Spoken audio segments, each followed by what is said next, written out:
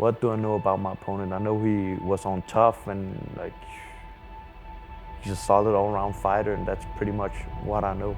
How I think we match up stylistically, I don't really think that much about that because I just think about myself and what I gotta do. What he gotta do, that's what he needs to worry about. I'm just worrying about myself, what I gotta do, what I need to implement, and that's it.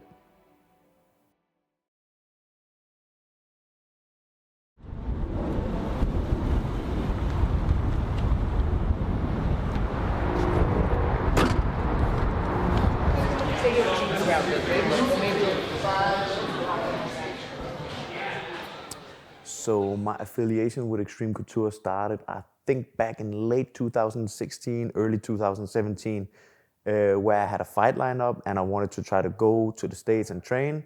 And then Kupchi, he set it up with Dennis Davis because Kupchi already knew Dennis from when Mikko Palo was living in Vegas. So Kupchi asked Dennis if I could come and live with him, and Dennis said yes. And I went there, lived with Dennis, trained at XC, and every time I've been in America, like XC is the place I go. That's like my home here in America, right? That's like my base. So yeah, that's how it started.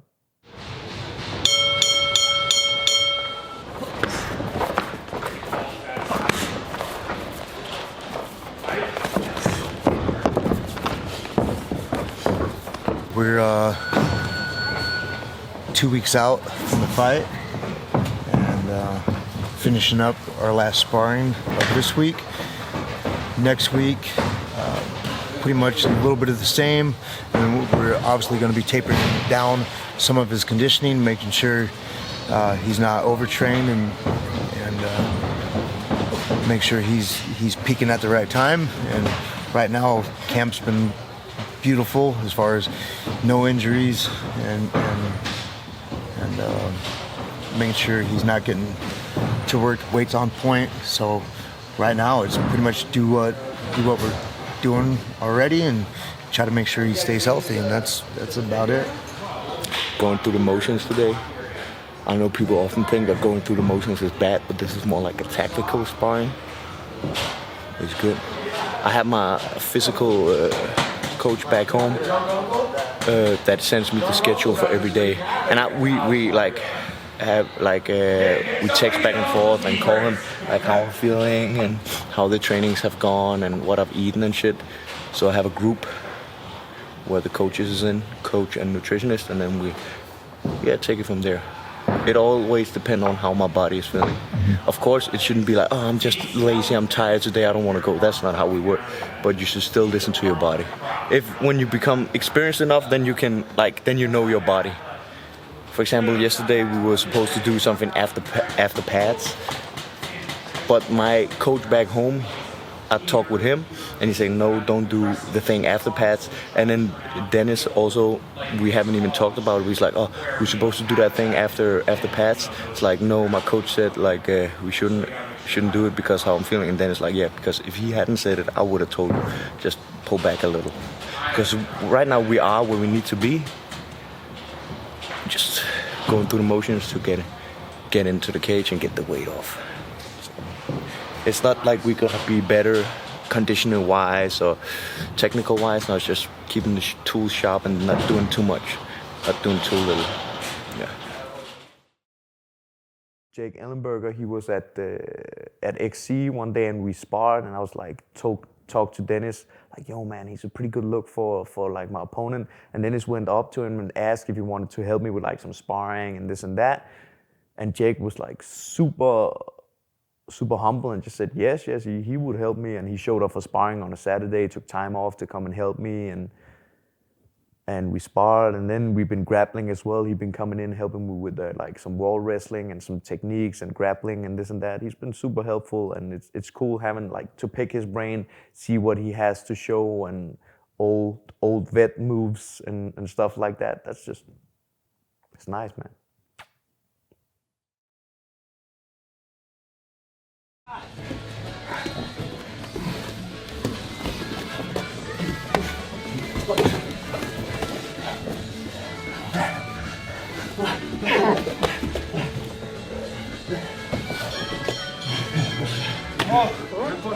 So today, right now, doing grappling, wrestling, getting to the ground, keep going with punches, and then later I'm doing pads with Dennis.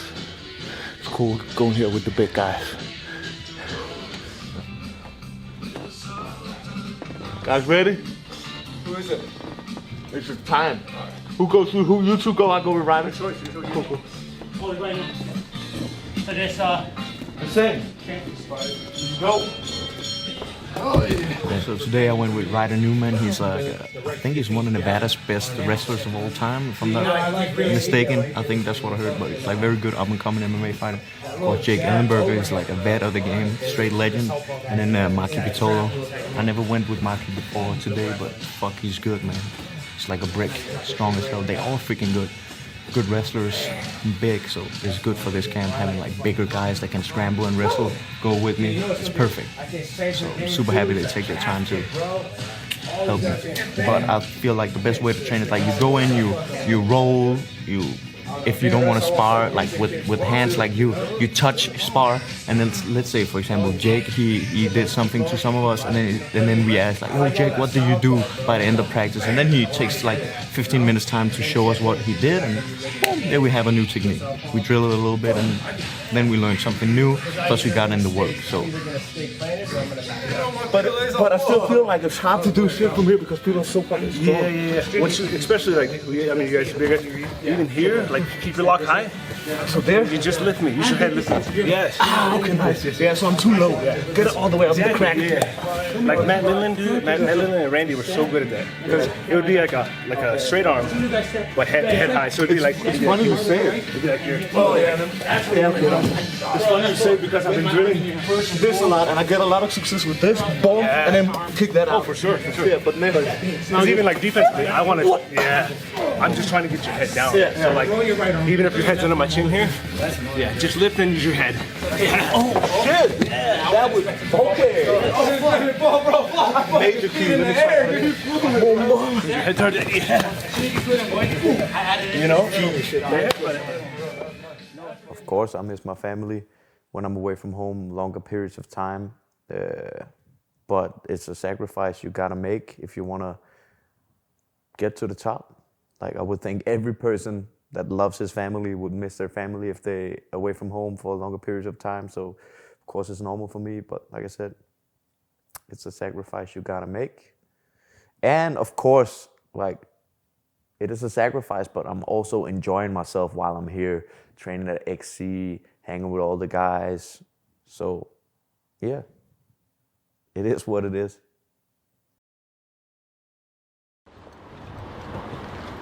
Friend Thomas is coming in. He's landing at like 1 o'clock tonight. He's coming in, one of my very, very good friends. He's gonna be in the corner, but that's because Mikkel, my coach's visa got denied, and I already have Dennis as a coach. And Thomas, he lives here in USA. He's been living here for 3 years with his wife and kid, and he always been, oh please, if like you have a fight in America, blah blah blah, please let me come and watch it. And now I finally have a fight in the States, and it's like 2 hours from where he lived. So why not have him come out and like be in my corner and watch it? Now I know he's coming to Vegas, which is on the opposite side of America, and where the fight's gonna be, but that's just for him to come and chill and shit. Especially now with COVID, like we don't have so much time to see each other because like you cannot just go to the States. You need like some special waiver to go to the States. So while I'm here, we just get the best out of it and fucking chill and go see some shit and have some fun.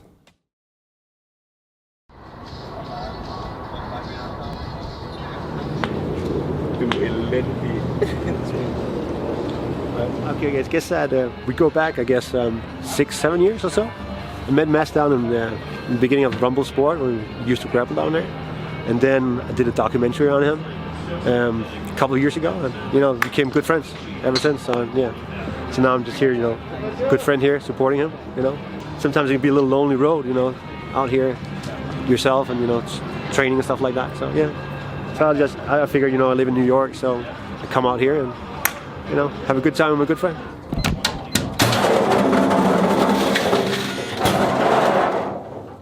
get it.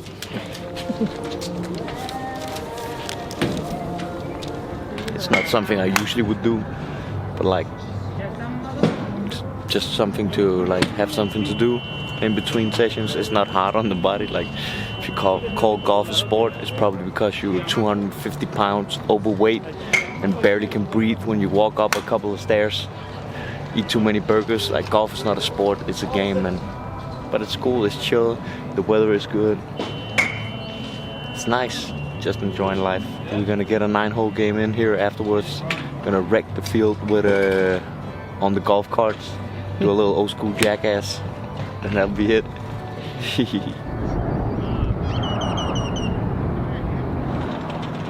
Got scared real quick. What you need?